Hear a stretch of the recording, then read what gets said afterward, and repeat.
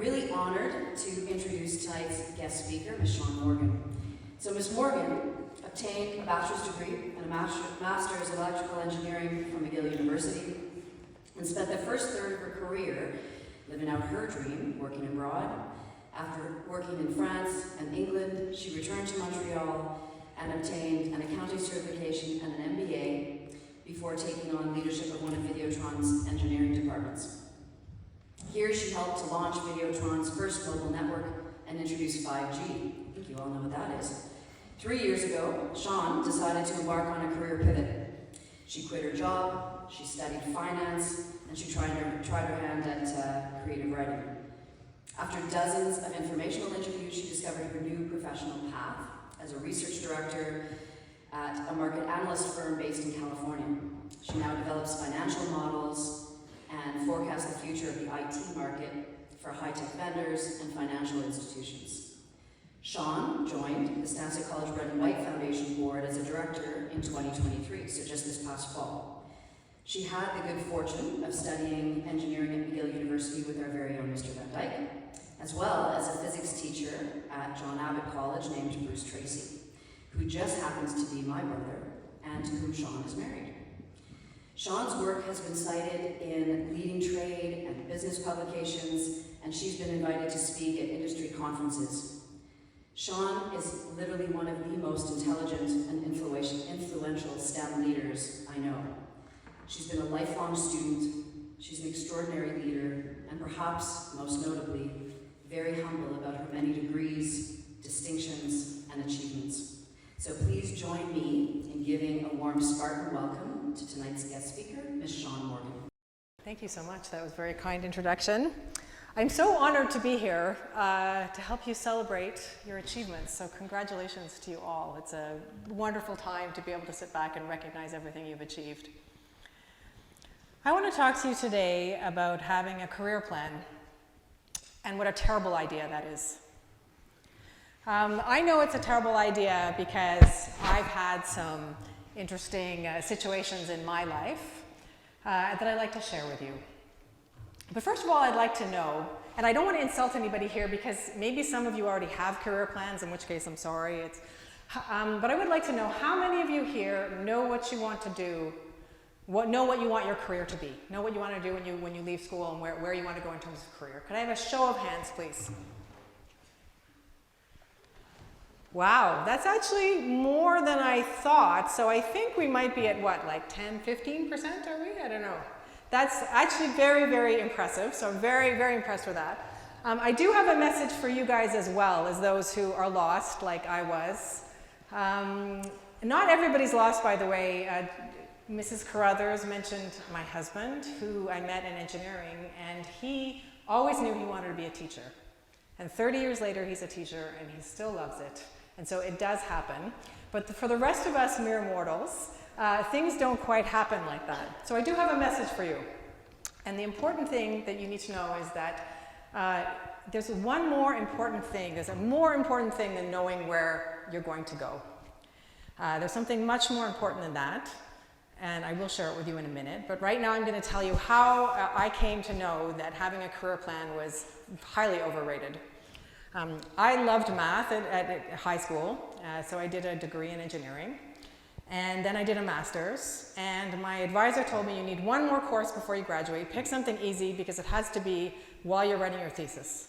So I said, I'm going to pick math because that's like an easy A, right? Yeah.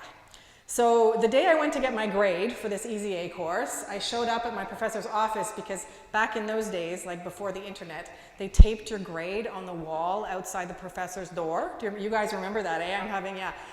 And it was in order, it was like your student IDs, except they were in order, alphabetical order of last name. So you knew what everybody's ID was, and you knew what everybody got in the class, right? So I get down to my number and I look over, and I failed the course. I failed the course. It's the first course I've ever failed in the world, and I thought the ground was going to open up underneath me and swallow me whole.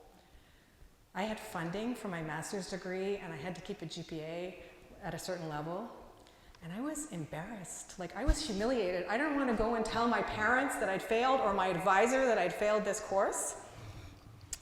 but I sucked it up. I did tell them. My advisor helped me keep my funding. And the big impact was he said, okay, you got to get your butt in gear, find another course in order to graduate.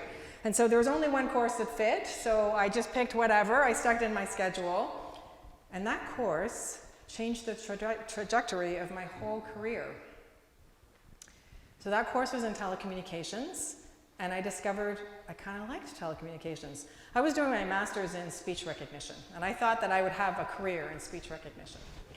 And then when I came to my first job interview at a telecommunications company, I was able to ace the interview based on the information that I had in the course.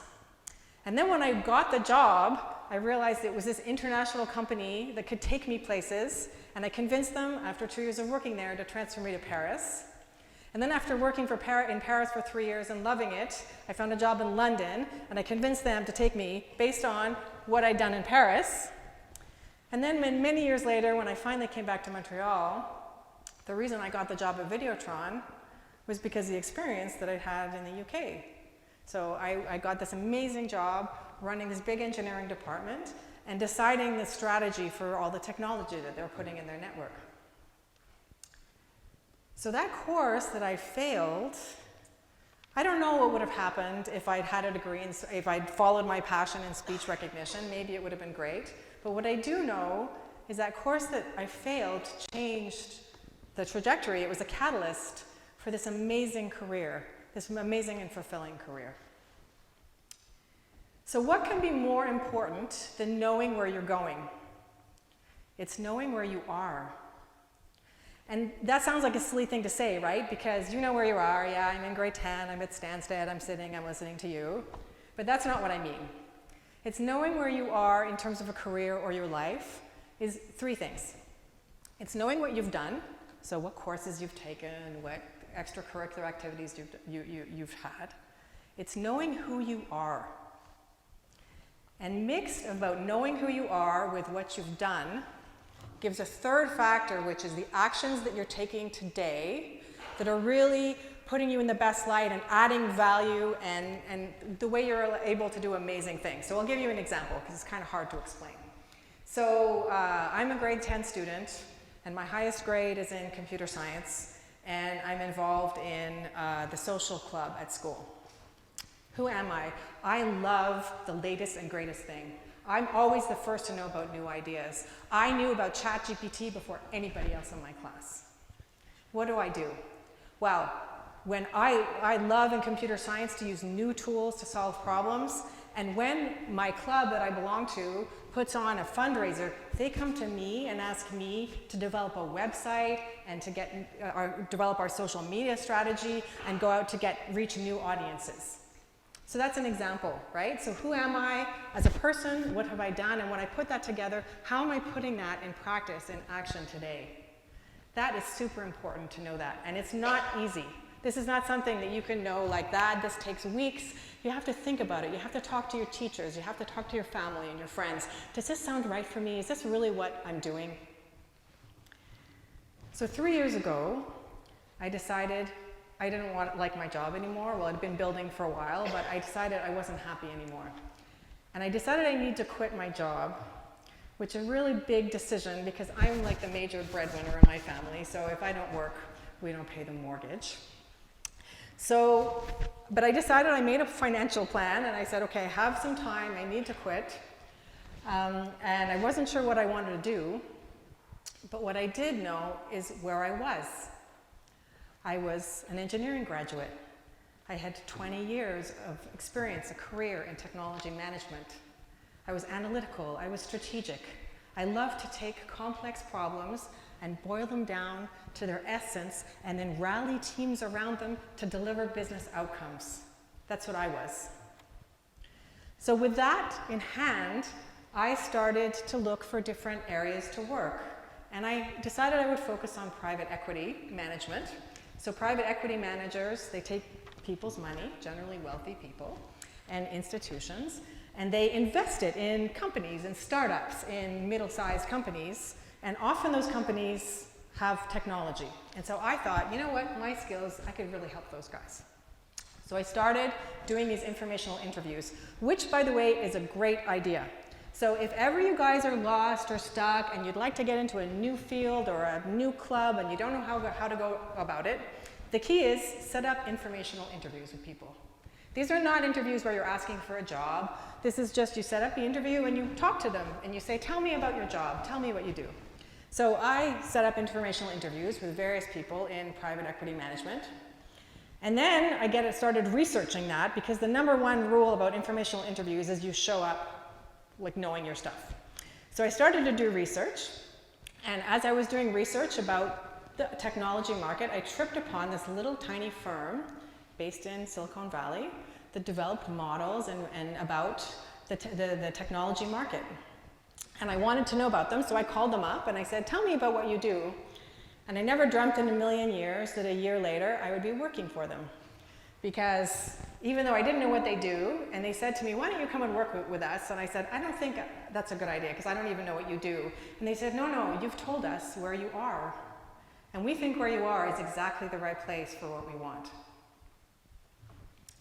So I would like to just end it there, saying that I was 53 when I quit my job, and I didn't know that the job that I'm working in now even existed. And that's after over 20 years of working in industry. So I am not surprised that most of you don't know what you want to do. There's so much out there that you can't know about. But if you start with knowing where you are, what you're good at, what you love, what you've done, it's going to be the start of a very beautiful career. Thank you.